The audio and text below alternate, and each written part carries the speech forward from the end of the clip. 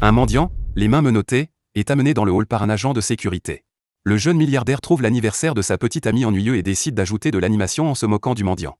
Les invités, en voyant sa situation pitoyable, le regardent froidement. Mais la femme semble fascinée et prend le mendiant comme un jouet pour s'amuser.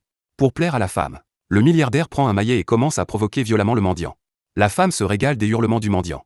Juste au moment où le milliardaire se prépare à porter le coup de grâce, le fils du mendiant, disparu depuis 30 ans, fait soudainement son apparition à la fête.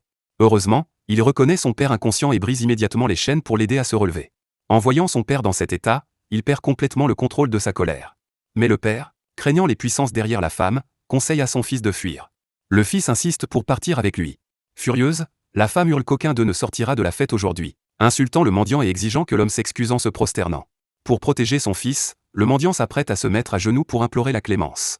Mais le fils, qui possède désormais une magie puissante, invoque soudainement une immense cloche, emprisonnant le milliardaire à l'intérieur.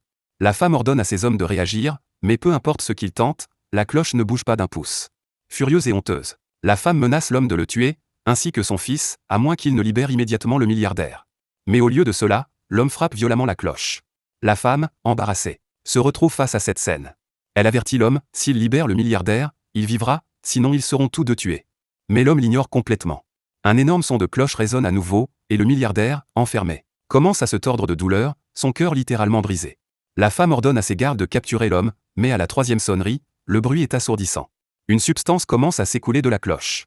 Désespérée, la femme utilise l'influence de sa famille pour tenter de neutraliser l'homme. Mais après un quart d'heure, les riches invités commencent à paniquer en découvrant que leurs affaires se sont effondrées.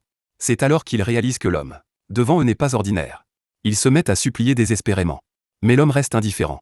Il sait que pour avoir persécuté son père, ils devront en payer le prix.